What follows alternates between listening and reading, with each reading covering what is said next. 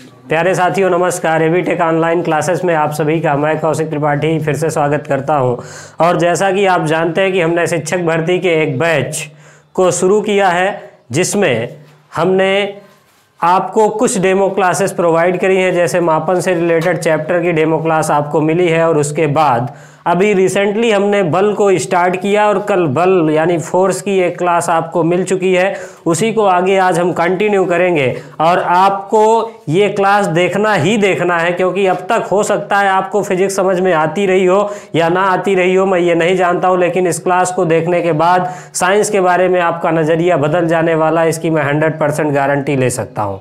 और अगर आप देखेंगे तो जो साइंस सब्जेक्ट है वो आपका प्रैक्टिकल ज्ञान पर आधारित है, तो इसलिए इस सब्जेक्ट को पढ़ने में कोई समस्या नहीं होगी, because there is no theory. कोई भी यहाँ पर थ्योरी नहीं है कि आपको पुराने लोगों के विचार पढ़ने हैं। वो शाश्वत सत्य हैं, जो चीज़ें हैं वो तब भी सत्य थी और आज भी सत्य हैं, और उन्हीं एप्लीकेशंस को हमको पढ़ना है। तो आइए हम शुरू करते हैं फोर्स यानी बल। तो बल के बारे में कल हम लोगों ने चर्चा की थी कि जो फोर्स है वो एक फिजिकल क्वांटिटी है। बस 2-3 चीज़ें हम प्रीवियस वाली रिवाइज करेंगे। तो force is a physical quantity. सबसे पहला मामला है कि जो बल है वो एक भौतिक राशि है। बल एक भौतिक राशि है। अब भौतिक राशियां जो होती हैं वो 2-3 तरीके की होती हैं, सदिश, अदिश और प्रदिश। तो हमने आपको बताया था कि this is a vector quantity, मतलब ये क्या है, सदिश राशि। तो सबसे पहला काम, फोर्स एक सदिश राशि है और जो कि फिजिकल क्वांटिटी है। सदिश मतलब इसमें मैग्नीट्यूड भी होगा और दिशा भी होगी। सपोज करिए कैसे मैग्नीट्यूड भी होगा, दिशा भी होगी। तो आप देखेंगे, मान लीजिए ये यम द्रव्यमान का एक ब्लॉक है जो कि यहाँ पर रखा हुआ है और हम इसमें इधर की तरफ से एक फोर्स लगाते हैं। तो जब हम इसमें फोर्स लगाएंगे तो इस फोर्स का हमारे कुछ ना कुछ मैग्नीट्यूड होगा। जैसे 4-5 न्यूटन का फोर्स हमने लगाया तो ये 5 क्या है, इसकी न्यूमेरिकल वैल्यू है, और दूसरा न्यूटन क्या है, इसकी यूनिट है। तो 2 चीज़ें ये हमको मिली। और डायरेक्शन क्या है, इधर की तरफ हम फोर्स लगा रहे हैं तो ये पिंड जिधर की तरफ जाएगा, जिधर की तरफ एक्सीलरेशन होगा उधर की तरफ क्या हो जाएगी, फोर्स की डायरेक्शन, यानी जिधर की तरफ त्वरण होगा। तो इतनी चीज़ों की बातें हमने करी थी। अब आइए हम ये देखते हैं कि ये जो फोर्स है इसका एक मात्रक हमने और आपसे बताया था कि सबसे पहले जो फोर्स की यूनिट होगी इसको हम एफ से व्यक्त करेंगे, और फोर्स बराबर होगा किलोग्राम मीटर प्रति सेकंड स्क्वायर, और जिसको कि हम न्यूटन के बराबर भी बोल सकते हैं। न्यूटन साहब के सम्मान में हमने इस यूनिट को न्यूटन का नाम दिया है। तो ये इतनी चीज़ें थी। और फिर उसके बाद मैंने आपसे बताया था कि अगर आप सीजीएस पद्धति में मेजर करते हैं इस फोर्स को तो इसका मात्रक होगा डाइन। और इस तरीके से अगर आप देखेंगे तो 1 न्यूटन जो होगा वो 10⁵ डाइन के बराबर होगा। तो इतनी चीज़ें बेसिकली हमने कल ये सारी चीज़ों पे चर्चा की थी। और डिटेल्ड चर्चा अगर आपको चाहिए तो उसमें हमने वेक्टर किसको कहेंगे, स्केलर किसको कहेंगे, ये सारी चीज़ें भी उसमें बताई गई हैं। आप जा कर के प्रीवियस वीडियो को देखिए और आगे बढ़िए। अब इसके बाद अगर हम देखेंगे तो जो चर्चा अब हम करने वाले हैं टाइप्स ऑफ फोर्स की, मतलब फोर्स के प्रकार। तो टाइप्स ऑफ फोर्स की अगर हम चर्चा करें तो ये जो फोर्स है ये कितने प्रकार का होगा, इसकी बात करते हैं। तो जो टाइप्स ऑफ फोर्स है ये कितने प्रकार का होगा, तो सबसे पहले हम थोड़ी सी अपन इस बात पे चर्चा करते हैं। मान लीजिएगा कि 2 व्यक्ति हैं और 2 व्यक्ति हैं, मान लो मैं इस मार्कर को पकड़ा हुआ हूं और कोई भी व्यक्ति आता है दूसरा, वो मुझको इससे छुड़ाने का प्रयास करता है। जितना फोर्स वो लगा रहा है उतना ही फोर्स मैं लगा रहा हूं, तो दोनों लोग एक दूसरे उतना ही फोर्स इस मार्कर पे लगा रहे हैं। तो क्या ये मार्कर कहीं पर जाएगा? आंसर है नहीं, ये हमेशा जिस जगह पे है उसी जगह पे स्थिर रहेगा। तो सबसे पहला जो हमने बनाया दैट इज अनबैलेंस्ड फोर्स, मतलब एक तो हो जाएगा बैलेंस्ड फोर्स, मतलब संतुलित बल। आपको ये ध्यान रखना है। तो बैलेंस जो फोर्स होगा ये संतुलित बल होगा। कहने का मतलब ये, जब 2 बराबर और विपरीत बल किसी भी चीज़ में काम करेंगे तो उसको हम बोलेंगे संतुलित बल यानी बैलेंस फोर्स। जब दोनों बल बराबर है, सपोज करिएगा एक ये ब्लॉक रखा हुआ है और ज़मीन पर, और इसमें F न्यूटन, या फिर आप न्यूटन गिनती में लिख लें, 5 न्यूटन का फोर्स इधर की तरफ खड़ा हुआ एक व्यक्ति लगा रहा है, और सेम 5 न्यूटन का ही फोर्स एक दूसरा व्यक्ति भी लगा रहा है। तो ये ब्लॉक जो यम द्रव्यमान का है ये हमेशा यहीं पर क्या होगा, स्थिर रहेगा, मतलब ये चल करके कहीं नहीं जाएगा। तो ये सबसे पहला दैट इज बैलेंस फोर्स। तो ये बैलेंस फोर्स क्या है, बैलेंस फोर्स का मतलब ये है कि बैलेंस फोर्स में जो लगने वाला बॉडी पर नेट फोर्स होगा that is zero, net force बराबर जीरो होगा। पहला काम, जो बैलेंस फोर्स होगा इसमें लगने वाला कुल बल जीरो होगा। और दूसरा, ये वस्तु की स्टेट यानी अवस्था में कोई परिवर्तन नहीं करेगा, स्टेट यानी अवस्था में परिवर्तन नहीं करेगा।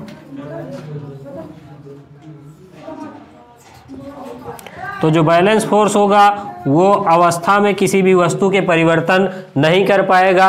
और अगर आप देखेंगे तो मैंने बोला स्टेट यानी अवस्था में परिवर्तन नहीं करेगा, लेकिन ये शेप में परिवर्तन कर सकता है। शेप में परिवर्तन करने का क्या मतलब हुआ, मतलब आकृति में, आकृति को ये परिवर्तित कर सकता है, लेकिन जो आपकी अवस्था है उसमें ये परिवर्तन नहीं करेगा। तो सबसे पहला सवाल आपसे ये पूछा जा सकता है कि ऐसा कौन सा फोर्स है जो आकृति में तो परिवर्तन कर सकता है लेकिन अवस्था में परिवर्तन नहीं कर सकता है। तो अगर आप देखेंगे तो जो शेप है वो आकृति को परिवर्तित करेगा, कौन सा फोर्स, संतुलित बल। सपोज मान लीजिए मेरे पास ये एक पेपर है और इस पे मैंने दो इक्वल फोर्स लगाया, इसको मैंने यहाँ से पकड़ा और जितना फोर्स मैं इधर की उंगली से लगा रहा हूँ उतना ही फोर्स मैं इधर के अंगूठे से लगा रहा हूँ। तो ये वस्तु अपनी स्थिति, जिस स्थिति में है, गतिमान में नहीं थी, विराम की अवस्था में, विराम में ही रहेगी, लेकिन इसकी जो शेप है वो लगातार क्या होगा, बदलती जा रही है, इसकी शेप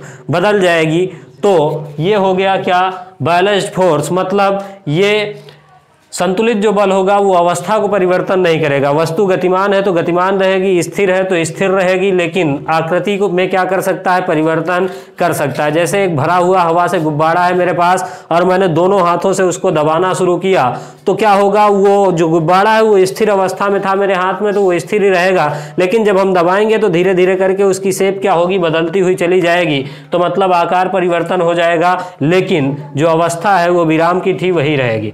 दूसरा नंबर का अगर हम दूसरे टाइप का फोर्स देखें तो दैट इज अनबैलेंस्ड फोर्स। और किसी वस्तु की जो स्थिति को चेंज करने में सहायक फोर्स होता है वो अनबैलेंस्ड फोर्स ही होता है। कहने का मतलब ये हुआ, जो असंतुलित बल होगा,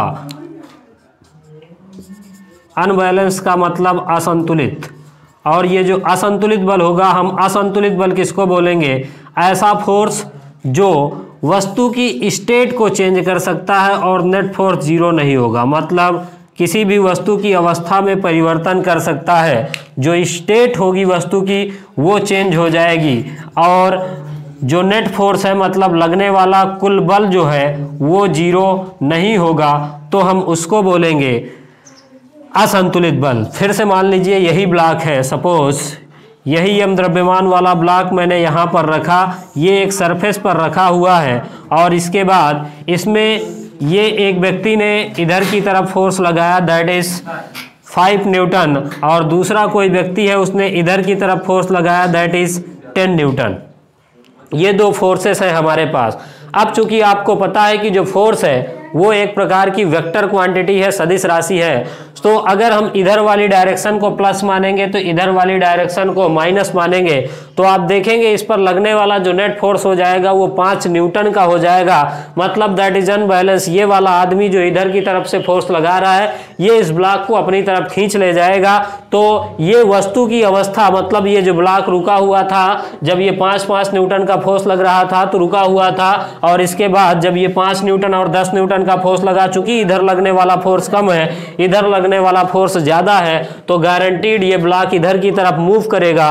तो ये विराम की अवस्था में था और इसने मूव करना शुरू किया इधर की तरफ, तो ये कौन सा फोर्स हो जाएगा, हमारा अनबैलेंस फोर्स। और इसमें अवस्था क्या हो गई, परिवर्तित। पहले वस्तु क्या थी, विराम अवस्था में, और अब क्या हो गई, गतिमान अवस्था में। तो इस तरीके से सबसे पहली जो कैटेगरी हमने डिवाइड की फोर्स की वो ये कि बैलेंस फोर्स होगा और अनबैलेंस फोर्स होगा। और यहाँ से जो सवाल आपका आ सकता है वो यही आ सकता है कि ऐसा कौन सा फोर्स है जो अवस्था परिवर्तन नहीं करता लेकिन आकृति परिवर्तित करता है, तो दैट इज संतुलित बल यानी अनबैलेंस फोर्स। और दूसरा नंबर बैलेंस्ड फोर्स यानी संतुलित बल, और अगर किसी भी वस्तु की अवस्था भी चेंज हो रही है यानी अवस्था में परिवर्तन आ रहा है तो दैट इज अनबैलेंस्ड फोर्स यानी असंतुलित बल। अब आइए थोड़ी सी बात करते हैं कि ये जो फोर्स है इसको नॉर्मली हम क्या मानते हैं। तो ये जो फोर्स है इसको नॉर्मली हम मानते हैं कि force is a pull or push, मतलब किसी भी चीज को पुल करना या पुश करना क्या कहलाता है, फोर्स कहलाता है।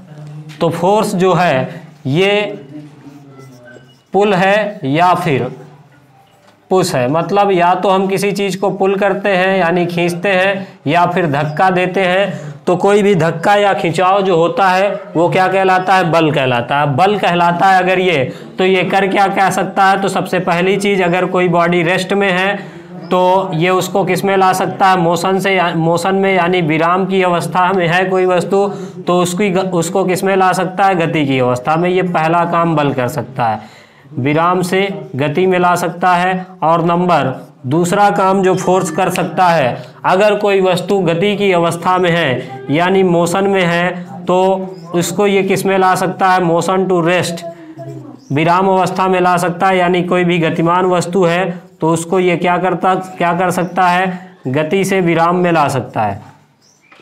और फिर इसके बाद जो तीसरा काम कर सकता है फोर्स, दैट इज ये जो फोर्स है ये किसी भी वस्तु की डायरेक्शन को परिवर्तित कर सकता है, तो उसकी जो गति की दिशा है उसको चेंज कर सकता है। तो चेंज द डायरेक्शन मतलब दिशा में परिवर्तन कर सकता है। ये तीसरा काम आपका हो जाएगा फोर्स का। और जो चौथा काम आपका फोर्स कर सकता है, अगर आप देखेंगे तो जो चौथा काम फोर्स आपका कर सकता है वो ये कि जो कोई भी बॉडी है उसके शेप में चेंज कर सकता है, मतलब उसकी आकृति में परिवर्तन कर सकता है, चेंज इन शेप। जैसे आप रबड़ की कोई बॉल है और उसमें आप फोर्स लगाते हैं तो उसकी जो आकृति है उसमें क्या होता है, बदलाव आ सकता है। तो ये आकृति में परिवर्तन कर सकता है। और इस तरीके से आप देखेंगे तो ये सारे काम एक फोर्स के द्वारा किए जा सकते हैं। और अगर फोर्स ये चारों काम नहीं कर पाता तो इन सब को करने का प्रयास कर सकता है, मतलब ट्राई टू डू। सपोज करिए मैंने ये मार्कर था मेरे पास और ये इस तरीके से रखा हुआ है और मैंने इसमें फोर्स लगाया तो ये चलना शुरू कर देता। ये मार्कर चल रहा है और मैंने इसमें इधर से फोर्स लगा दिया, अब ये रुक गया। तो ये दो अवस्थाएं हो गई। ये मार्कर इस तरीके से जा रहा था और मैंने इसमें फोर्स लगाया, इसकी डायरेक्शन क्या हो गई, चेंज हो गई। अब आपके पास कोई एक बॉल है, अगर आप उसमें फोर्स लगाते हैं तो उसकी आकृति में परिवर्तन हो जाता। अब मैंने आपको बताया कि कोई वस्तु विराम की अवस्था में गतिमान कर देगा। मान लीजिए मैंने इस बोर्ड में फोर्स लगाना शुरू किया तो ये बोर्ड या दीवार चल करके नहीं जाएगी। तो कहने का मतलब ये हुआ नहीं गया, लेकिन मैंने करने का प्रयास किया, इसको जो फोर्स है उसने इसको गति में लाने का प्रयास किया, नहीं हुआ वो एक अलग बात है। तो इस तरीके से आप देखेंगे तो ये इतने सारे काम कौन कर सकता है, फोर्स कर सकता है। अब इसके बाद जो टाइप ऑफ फोर्स की अगर हम चर्चा करते हैं तो सबसे पहला जो टाइप आएगा, हमने दो चीज़ें कैटेगराइज कर ली कि पहला एक होगा बैलेंस फोर्स, दूसरा होगा अनबैलेंस फोर्स। तो किसी वस्तु में गति को लाने के लिए हमको कौन सा फोर्स लगाना पड़ेगा, अनबैलेंस फोर्स को। या मोशन से रेस्ट में लाने के लिए भी कौन सा फोर्स लगाना पड़ेगा, अनबैलेंस्ड फोर्स यानी असंतुलित बल। तो अगर आप देखेंगे तो मैं इस बल को सबसे पहले दो कैटेगरीज में डिवाइड करूं तो दो तरीके के बल आप प्रत्यक्ष रूप से देखते हैं, तो थोड़ा सा हम इनकी चर्चा करते हैं, that is contact and non contact force. तो कांटेक्ट फोर्स मतलब संपर्क बल, जब कोई बॉडी किसी भी वस्तु के संपर्क में आकर के बल लगाते हैं। हम सपोज करिए मैं इस बोर्ड पर मार्कर से लिख रहा हूं तो मैंने इसमें कांटेक्ट करके फोर्स लगाया। ऐसा नहीं है कि मार्कर मैं बोर्ड से दूरी रखूंगा तो ये इसमें फोर्स लगा देगा और इसमें लिख जाएगा, ऐसा बिल्कुल भी नहीं होगा। मतलब जब मार्कर और बोर्ड ये दोनों एक दूसरे के कांटेक्ट में आते हैं तभी ये काम होता है लिखने का। अब लिख गया तो इसको इरेज करने के लिए मुझको क्या करना पड़ता है, कांटेक्ट में डस्टर को लाना है, तब मैं मिटा पाता हूं। तो दिस इज कांटेक्ट फोर्स। अब अगर इसके बाद नॉन कांटेक्ट फोर्स की अगर आप बात करेंगे तो जैसे आप देखते हैं आपके घर में एक टीवी होता है, उसका रिमोट चैनल आप दबाते हैं कोई कांटेक्ट नहीं है रिमोट और टीवी के बीच में, लेकिन फिर भी आपका चैनल जो है वो चेंज हो जाता है, तो that is non contact force. इस तरीके से आप बहुत सारे उदाहरण देखते हैं। तो एक ब्रॉड लेवल पे ये बच्चों का लेवल है जिसमें बच्चे कैटेगराइज करते हैं। और अगर आप देखेंगे, चूंकि आप शिक्षक बनने की तैयारी कर रहे हैं तो कुछ आप में स्पेशल होना चाहिए, तो हम थोड़ा सा इसको और ब्रॉड करते हैं कि आखिर में हम जो है वो किस तरीके से इनको बांट सकते हैं। तो आइए शुरू करते हैं। सबसे पहले दो कैटेगरीज मान लीजिए हमने पहले ही बना ली।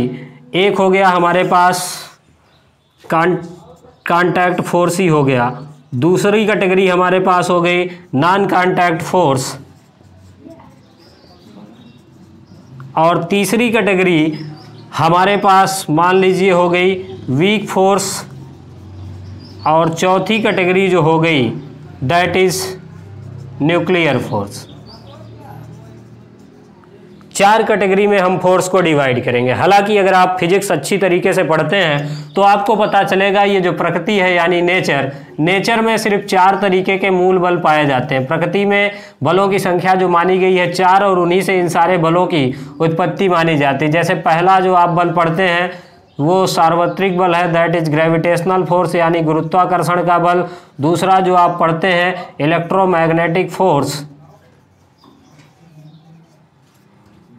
यानी विद्युत चुंबकीय बल, और तीसरा जो आप पढ़ते हैं that is strong nuclear force, प्रबल नाभिकीय बल, और उसके बाद चौथा जो आप पढ़ते हैं that is weak nuclear force means दुर्बल नाभिकीय बल। ये 4 तरीके के मूल बल पाए जाते हैं। मतलब विज्ञान का ये मानना है कि इन्हीं 4 बलों से सिर्फ और सिर्फ किसकी उत्पत्ति हुई है। पूरे साइंस या पूरी प्रकृति में जितने भी नियम घटित होते हैं वो सिर्फ और सिर्फ इन 4 बलों पे घटित होते हैं। बाकी फिर हम इनको कहीं डिवाइड करते हैं कई कैटेगरीज में। तो अब आइए देखते हैं ये जो कांटेक्ट फोर्स है इसके अंतर्गत हम किसको किसको रख सकते हैं। तो सबसे पहले अगर आप देखेंगे तो जो फ्रिक्शन का फोर्स होता है उसको आप कौन सी कैटेगरी में रख सकते हैं, कांटेक्ट फोर्स। फ्रिक्शन मतलब घर्षण का बल। तो ये जो घर्षण बल होता है ये कौन सा फोर्स है, कांटेक्ट फोर्स। सपोज करिएगा कांटेक्ट फोर्स यानी घर्षण बल की अगर आप बात करेंगे, मान लीजिए ये मेरा हाथ है और ये दूसरा हाथ है, जब मैं इसको आगे ले जाता हूं तो ये इन दोनों सतहों के बीच में कोई ना कोई फोर्स लगता है, तो इसको हम बोलते हैं घर्षण बल। तो ये कांटेक्ट पे आने से ही लगा, इसलिए आप इसको कौन सा फोर्स मानेंगे, कांटेक्ट फोर्स मानेंगे। अब इसके बाद जो दूसरा बल होगा दैट इज स्प्रिंग फोर्स। तो ये जो स्प्रिंग फोर्स है ये भी स्प्रिंग में लगने वाला बल जो होगा ये भी कौन सा बल हो जाएगा, आपका कांटेक्ट फोर्स। स्प्रिंग फोर्स का मतलब थोड़ा सा अगर यहाँ पे बनाए तो इस तरीके की कुछ आपकी स्प्रिंग होती है और इस पे आपने एक यम द्रव्यमान का कोई भी पिंड टांग दिया, तो ये दोनों एक दूसरे से कांटेक्ट में है। जितना आप द्रव्यमान को बढ़ाएंगे उतना इस स्प्रिंग की लंबाई में परिवर्तन आएगा और उतना ही ज़्यादा इस स्प्रिंग में फोर्स लगेगा, तो डेट इज स्प्रिंग फोर्स। और इसके बाद अगर आप देखेंगे अगला नंबर तो टेंशन यानी तनाव का बल भी आएगा। तनाव का बल भी किस में आता है, कांटेक्ट में आता है। कहने का मतलब ये हो गया, सपोज करिएगा आप ये मान लीजिए और इस तरीके से यहाँ पर कोई एक पुली है, यहाँ पर हमने एक पुली लगा करके रखी है और एक जो पत्थर है वो इस डोरी के सहारे यहाँ पर लटका हुआ है। तो इस स्ट्रिंग में जो तनाव होगा, या फिर अगर आप इस एग्जाम्पल से कम समझे तो मैं ये देखूँ, मान लीजिए ये हमारे घर में इस तरीके से एक डोरी से हमने बांध दिया यम द्रव्यमान का पिंड, और इसके बाद इस डोरी से हमने दूसरा इसमें एक जॉइंडर लगाया और एक फिर से यम द्रव्यमान का पिंड या यम1 यम2 का टांग दिया, तो इसमें इस स्ट्रिंग में यानी डोरी में तनाव का बल लगेगा। तो अगर आप देखेंगे इसमें बैठेंगे तो इसमें जो बल की दिशा होगी ये इधर की तरफ होगी, इसमें बैठकर देखेंगे तनाव इसमें इधर की तरफ होगा, और यहाँ पर देखेंगे तो इसमें इधर की तरफ आएगा। तो इस तरीके से आपका तनाव का बल लगता है। खैर इनकी चर्चा जहाँ पर आएगी हम बहुत ही काफ़ी डिटेल में करेंगे। और इसके बाद एक होता है नॉर्मल फोर्स यानी अभिलंबवत बल। तो नॉर्मल फोर्स यानी लंबवत या फिर जिसको आप अभिलंबवत भी बोलते हैं, तो ये 4 तरीके के बल जो आते हैं दैट इज कांटेक्ट फोर्स, यानी आपकी किसकी श्रेणी में आते हैं, कांटेक्ट फोर्स की श्रेणी में। इसमें आप चीज़ों को कांटेक्ट करके ही फोर्स लगाते हैं। दूसरी जो कैटेगरीज हमने बनाई है नॉन कांटेक्ट फोर्स की, तो जैसे आप देखते हैं कोई भी एक फल है या फिर कोई गेंद खेलने वाला जो व्यक्ति गेंद को फेंकता है तो हमेशा गेंद कितनी भी ऊपर चली जाए लेकिन वो अंत में आकर के धरती पर ही गिरती है। यानी धरती और गेंद के बीच में कोई ना कोई फोर्स लगता है जो उसको खींच करके लाता है धरती के अंदर। तो that is non contact force. धरती कोई हाथ नहीं निकालती कि गेंद को पकड़ करके लाती है, ऐसा बिल्कुल भी नहीं है। These all are field forces, यानी इनका एक फील्ड होता है, एरिया होता है जिससे ये बल लगता है। तो जो नॉन कांटेक्ट फोर्स होगा आपका, इसकी श्रेणी में पहला जो बल हो गया, मतलब कोई कांटेक्ट नहीं है इसके बीच में, तो ये हो गया जो ग्रेविटेशन है यानी गुरुत्वाकर्षण। ये कौन सा फोर्स हो गया? Non contact force. धरती और उस फल के बीच में या गेंद के बीच में कोई कांटेक्ट नहीं है। सपोज करिएगा ये एक मार्कर है, इसको मैंने छोड़ा, अब ये नीचे की तरफ ही आता है। क्यों? क्योंकि धरती इस पर बल लगा रही है तो ये नीचे आता है, जबकि कोई कांटेक्ट नहीं है अर्थ और इस मार्कर के बीच में। तो ये कौन सा फोर्स हो गया? Non contact force. इसी तरीके से आप देखेंगे तो इलेक्ट्रोस्टैटिक फोर्स, इलेक्ट्रोस्टैटिक फोर्स की आप बात करेंगे तो स्थिर विद्युत बल, ये भी एक प्रकार का नॉन कांटेक्ट फोर्स है, यानी कि ये भी क्रिएट होता है बिना कांटेक्ट के। तो ये भी फोर्स कौन सा आ जाएगा? किस कैटेगरी में? नॉन कांटेक्ट की कैटेगरी में। जो मैंने अभी आपको एग्जांपल दिया भी था कि कोई भी व्यक्ति है, आपको आपके नंबर पे कॉल करता है, आपको रिंग सुनाई देती है, तो मतलब आपके फोन पे उसके द्वारा कोई ना कोई फोर्स लगाया जाता है जो कि यहाँ पर आकर के बसता है। तो जबकि कोई कांटेक्ट नहीं है आपके और उसके बीच में, वो आदमी कहीं भी हो सकता है, इंडिया, अमेरिका, जापान, लेकिन फिर भी आपके फोन में वो फोर्स लगा सकता है और दैट इज इलेक्ट्रोस्टैटिक फोर्स। तो अब इसके बाद अगर आप देखेंगे तो जो तीसरी कैटेगरी आएगी मैग्नेटिक फोर्स, ये भी क्या होता है? नॉन कांटेक्ट फोर्स होता है, मतलब चुंबकीय जो बल होता है। आप देखेंगे दो चुंबक होते हैं, अगर आप उनको थोड़ी दूर पास ले जाते हैं तो एक दूसरे को या तो अट्रैक्ट करते हैं या फिर रिपेल करते हैं, मतलब बिना कांटेक्ट के वो ये काम करना शुरू कर देते हैं। तो that is also known contact force, यानी असंपर्क बल के अंतर्गत आएंगे चुंबकीय बल। तो ये इतनी बातें हमने कर ली नॉन कांटेक्ट फोर्स की। और भी बहुत सारे बल हो सकते हैं, लेकिन जो काफ़ी मूल बल हैं जिनके अलग अलग चैप्टर्स तक आपको मिल सकते हैं, हम उनकी बात कर रहे हैं। जैसे इन सब के अलग अलग, जैसे इसमें हम चुंबक में इसको पूरा डिटेल में अध्ययन करेंगे। ग्रेविटेशन का आपको पूरा पूरा एक चैप्टर मिलेगा। इलेक्ट्रोस्टैटिक्स, जब इलेक्ट्रिसिटी हम पढ़ेंगे तो उसमें भी इसका पूरा पूरा आपको ब्रॉड लेवल का टॉपिक मिलने वाला है। और फिर इसके बाद अगर आप देखेंगे तो ये जो वीक फोर्सेस है, इनकी अगर आप बात करेंगे तो जो वान डेर वाल्स फोर्स है ये लगता है वीक फोर्स। और फिर इसके बाद चूंकि 1627 के पहले न्यूक्लियर जो फिजिक्स है उसका कोई जमाना नहीं था, तो सबसे लास्ट में आता है न्यूक्लियर फोर्स। यानी आप देखेंगे नाभिक के अंदर धनावेश उपस्थित होते हैं और नाभिक के बाहर क्या इलेक्ट्रॉन चक्कर लगाते हैं। कुछ इस तरीके का सिनेरियो होता है आपके पास। ये हुआ यहाँ पर नाभिक और इसके बाहर कक्षाओं में इलेक्ट्रॉन चक्कर लगाते हैं। अब आप सोच करके देखिए कि नाभिक के अंदर कई सारे धनावेश रहते हैं और आपने ये पढ़ा होगा कि समान आवेश एक दूसरे को प्रतिकर्षित करते हैं, फिर भी ये जो न्यूक्लियस है ये फूटता या टूटता क्यों नहीं है? तो ये यहाँ पर कौन सा फोर्स लगता है जो इनको रोक करके रखता है? नाभिक के चारों ओर इलेक्ट्रॉन गति करते हैं, तो यहाँ पर कौन सा फोर्स लगता है? तो ये इन सारे चीज़ों की स्टडी हम किसके अंदर करते हैं? न्यूक्लियर फोर्स के अंतर्गत करते हैं। तो अगर आप देखेंगे तो इस तरीके से आप फोर्स को डिवाइडेशन कर सकते हैं। अब आइए थोड़ा सा और आगे बढ़ते हैं। तो आज हम थोड़ी सी चर्चा करने वाले हैं फ्रिक्शन पे।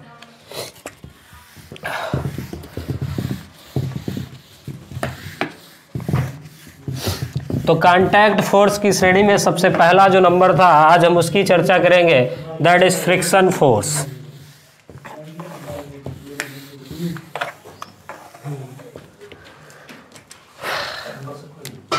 तो फोर्स में अब हम बात करने वाले हैं फ्रिक्शन की। फ्रिक्शन यानी घर्षण।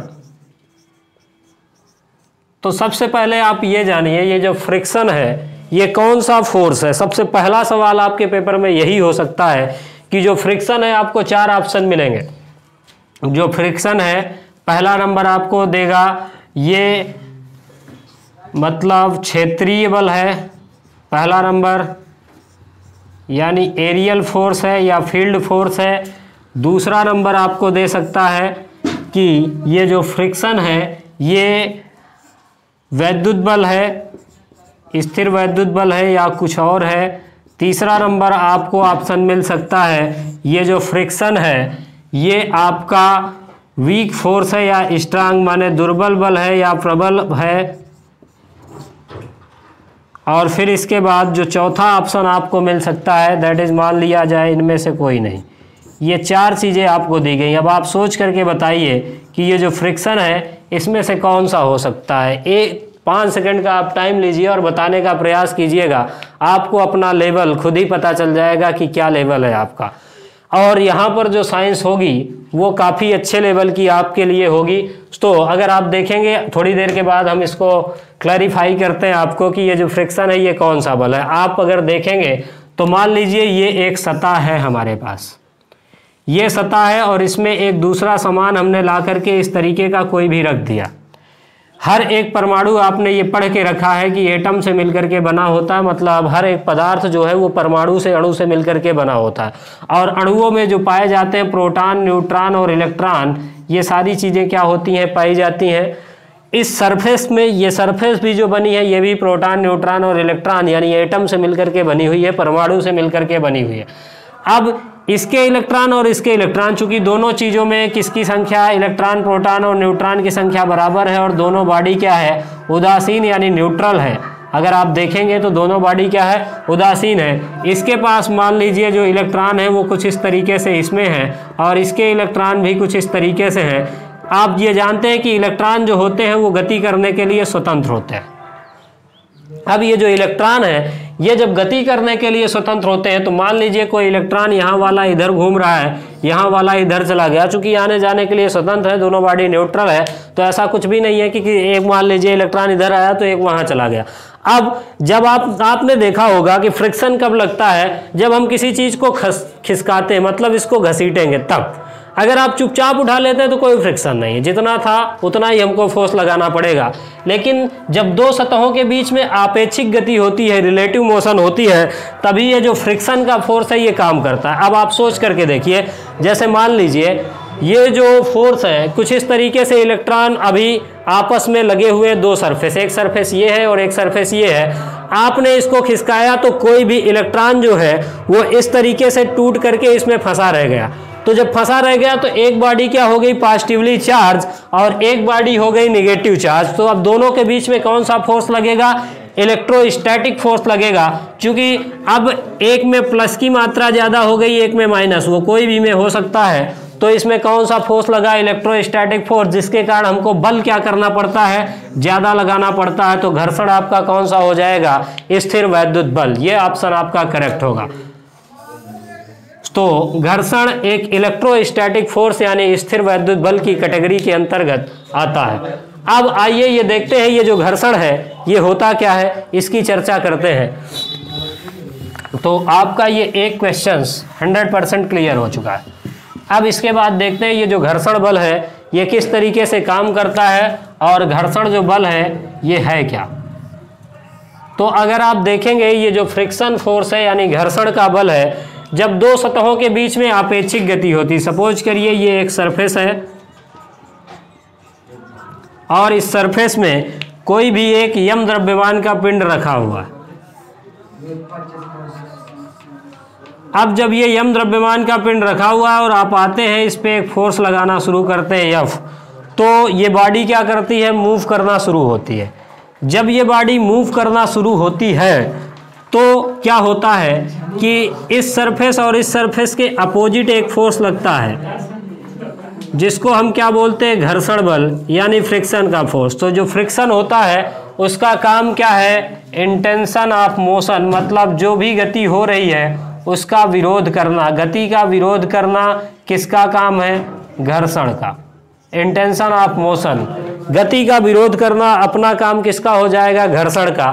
तो घर्षण एक आवश्यक बुराई है, कहने का मतलब ये है कि घर्षण बुराई है लेकिन एक आवश्यक बुराई है, इसका होना जरूरी। आप हमेशा ये देखते हैं कि आपको हमेशा ये बताया जाता है घर्षण जो है वो गति का विरोध करता है। हाँ, मैंने भी आपको यही बताया, लेकिन घर्षण एक आवश्यक बुराई है जो अगर नहीं होगी तो भी आपका काम होने वाला नहीं है। घर्षण में बहुत सारी कमियां हैं, लेकिन बहुत सारी कमियों के बावजूद, जैसा कि हम कहते हैं कि घर्षण क्या है, ये गति का विरोध करता है, लेकिन अभी थोड़ी देर के बाद मैं आपको पढ़ाऊंगा तो एकदम 100% आपको क्लियर हो जाएगा कि जो घर्षण है वही गति का भी कारण है। बिना घर्षण के गति भी नहीं हो सकती। अब आप सोच करके देखिए, आपको पढ़ाते हैं हम लोग कि घर्षण जो है वो गति का क्या करता है, विरोध करता है, और फिर अभी थोड़ी देर के बाद पढ़ाऊंगा कि जो घर्षण है वही आपकी गति को बनाता है, उसी के कारण गति होती है। अगर घर्षण ना हो तो दुनिया में कोई भी चीज गति नहीं कर सकती है। तो अब आइए ये देखते हैं, जो घर्षण है ये इंटेंशन ऑफ मोशन मतलब आपेक्षिक गति का विरोध करता है। तो घर्षण क्या हुआ, किन्हीं भी दो सतहों के बीच, किन्हीं भी दो सतहों के बीच, और ये कांटेक्ट फोर्स है तो मैंने यूज कर लिया संपर्क। तो किन्हीं भी दो संपर्क सतहों के बीच होने वाली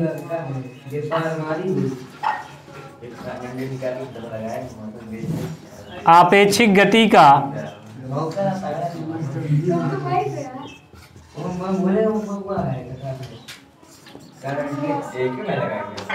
विरोध करते समय जो बल लगता है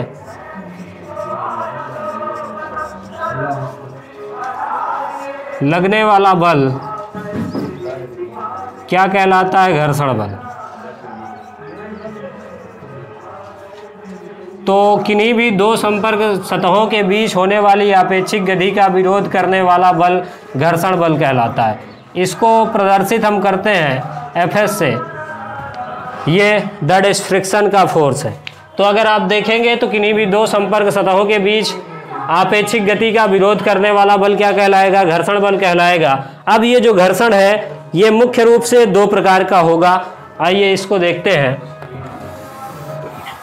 जैसे आप देखते हैं किस तरीके से विरोध होता है। मान लीजिए कोई एक वस्तु है जो गति कर रही है, अब धीरे धीरे करके आपने कोई बाल को फेंका तो बाल क्या होती है, रुक जाती है आगे चल करके। ये किसके कारण ऐसा होता है, घर्षण के कारण ही होता है। चूंकि अगर घर्षण ना हो तो बाल हमेशा क्या होगी, अनंत काल तक गति करती हुई चली जाएगी। तो घर्षण ही है जिसने रोक लिया है किसको, बाल को। तो दो सतहों के बीच में गति हो रही थी और घर्षण लगा, रोक लिया। अब ये जो घर्षण है ये कितने प्रकार का हो सकता है, तो टाइप्स ऑफ फ्रिक्शन, इसके बारे में बात करते हैं। तो ये जो घर्षण बल होगा ये कितने प्रकार का हो सकता है, इसको देखते हैं। यानी घर्षण के प्रकार।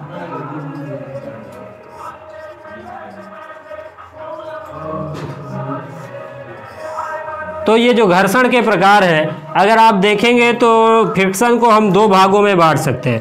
पहला नंबर हमारे पास हो गया स्टैटिक फ्रिक्शन और दूसरा नंबर हमारे पास हो गया काइनेटिक फ्रिक्शन।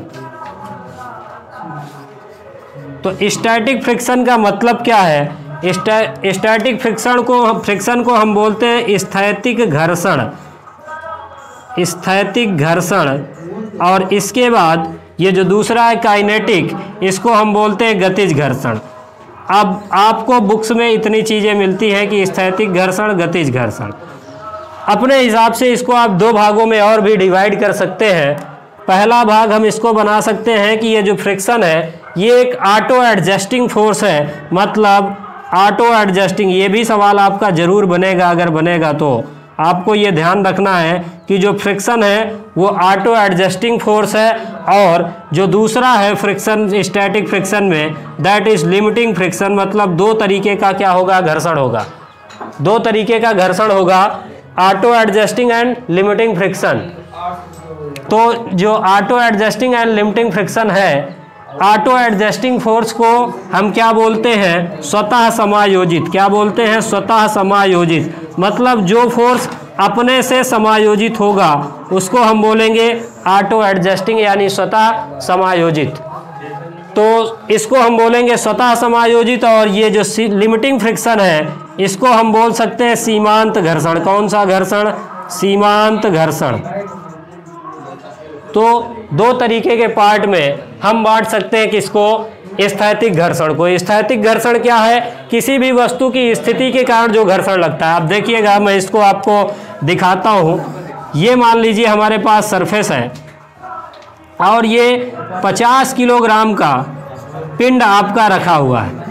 अब आपने इसमें ये फोर्स लगाना शुरू किया, आपने इसमें ये जो है फोर्स लगाना शुरू किया। जब आप इसमें फोर्स लगाना शुरू करते हैं तो क्या होगा कि जब आप इसमें फोर्स लगाना शुरू करते हैं तो सबसे पहले आपको इतना फोर्स इसको देना है कि जितने फोर्स में ये क्या हो, चलना शुरू हो जाए। तो अभी आप देखते हैं थोड़ा सा आपने फोर्स लगाया, नहीं चला, और ढकेला, नहीं चला, और ढकेला, नहीं चला। फिर एक स्थिति ऐसी आएगी, मतलब ये अभी ऑटो एडजस्टिंग फ्रिक्शन यहाँ पर लग रहा है। इसकी स्थिति के कारण आपको कितना बल देना है, जितने में ये 50 न्यूटन के ये 50 किलोग्राम के फोर्स द्रव्यमान को क्या कर सके, ढकेल सके। तो उसको हम क्या बोलेंगे, ऑटो एडजस्टिंग। अभी ये एडजस्ट हो रहा है। फिर इसके बाद एक स्थिति ऐसी आ जाएगी जब क्या होगा, इसकी लिमिट जो है वो खत्म हो जाएगी और ये वस्तु एकदम से चल देगी। तो जब तक आप इसमें इतना बल नहीं लगाएंगे कि ये बल इसमें त्वरण ला सके, मतलब गति की अवस्था में ला सके, तो कहने का मतलब ये ऑटो एडजस्टिंग फोर्स है। कौन सा, घर्षण का, कि ये स्वतः समायोजित बल है। जिस टाइम पे आपकी जो कितना घर्षण लगना है ये डिसाइड कब होगा कि कितना उस वस्तु का द्रव्यमान है, ये ऑटो एडजस्टिंग फोर्स है। अब इसके बाद जो ऑटो एडजस्टिंग है, फिर एक टाइम ऐसा आएगा जब वस्तु जो होगी वो चलने ही वाली हो जाएगी। आप फोर्स लगा रहे हैं, नहीं चला, नहीं चला, नहीं चला, आपने थोड़ा सा और जोर लगाया और ये वस्तु क्या होगी, चल देगी।